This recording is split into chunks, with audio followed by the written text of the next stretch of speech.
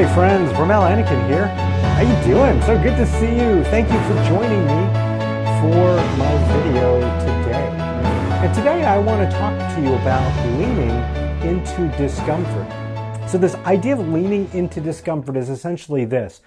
Oftentimes the very thing we need to do, the very thing we need to say, the very conversation we need to have is communicated to us by the feeling of discomfort that we have.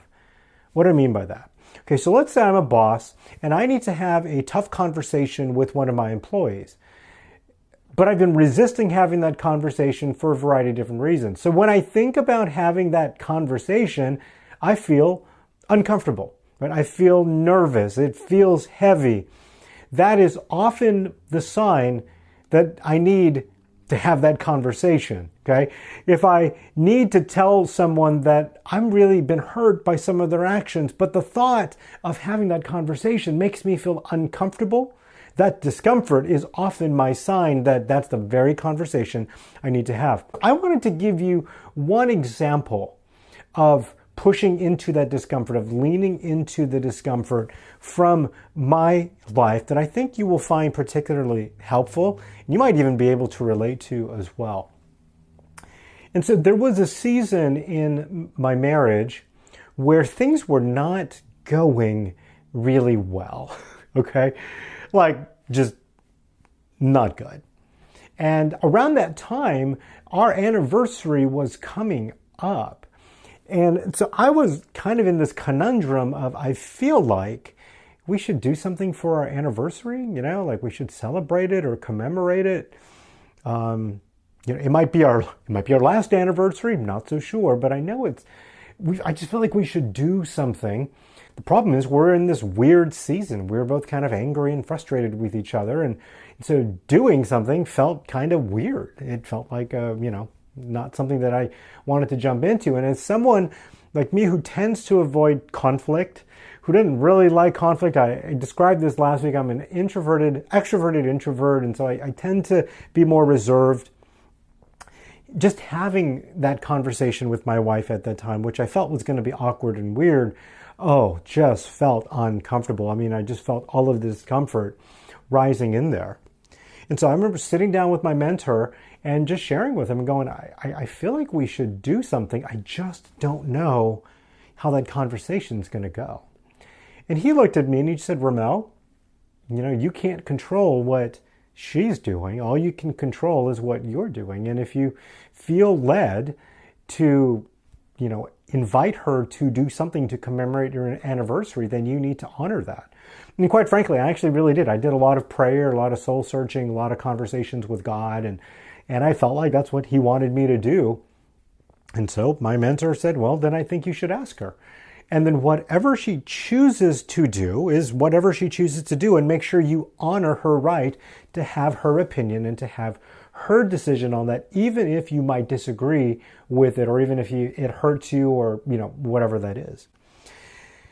And so I decided to have that conversation with her because I felt so uncomfortable about it. It felt so heavy. I can't even describe really literally how scared I was to have this conversation with her. So I remember one day I approached her, I think in the kitchen or something of our place, and I say, hey, I think we should do something for our anniversary. And I kid you not, okay, I kid you not. She looks at me and just says, why? Oh, that was not the reaction I was hoping for. But the good part is I could hear my mentor speaking to me. I could hear these words in there that are these life words, these words of courage that were spoken to me. And I just explained to her why I thought it might be a good idea for us to do that. And also really tried hard to make sure that she knew that there was no pressure for her to choose to do that. That I just felt compelled to want to ask her to commemorate the anniversary, and I was okay whichever way she chose. Well, I'm happy to report that she chose, to come alongside, and we did commemorate our anniversary. And while things didn't instantaneously change in our life in that moment, I am happy to report that that was one step on a long journey for us to be able to put, really the pieces back together and to come back and restore our relationship, where today it's what I couldn't have ever possibly hoped or dreamed for what our relationship is today. And quite frankly, there's a part of me that couldn't even fathom that it could be, this good today. But I do think that there was a big step that I took in that moment in leaning into the discomfort. And quite frankly, there was a big step that my wife took in that as well, in leaning to her own discomfort about saying yes to that event. So what am I saying here? A couple of things.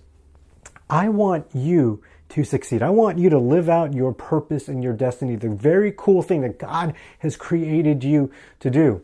And one of the big ways that is going to happen for you is leaning into those uncomfortable places in your life, leaning into the discomfort, pushing through that, whatever that is. So when you feel that uncomfortableness, when you feel that discomfort, that is often a sign that you need to move directly into that discomfort and do whatever that is. And believe me, whatever the results are of you leaning into that discomfort, you are going to feel so good when you take that faith step, that step of courage, regardless of the outcome, because you took the step that you knew you needed to do. So my friends, lean into your discomfort. And until next time, thanks for watching.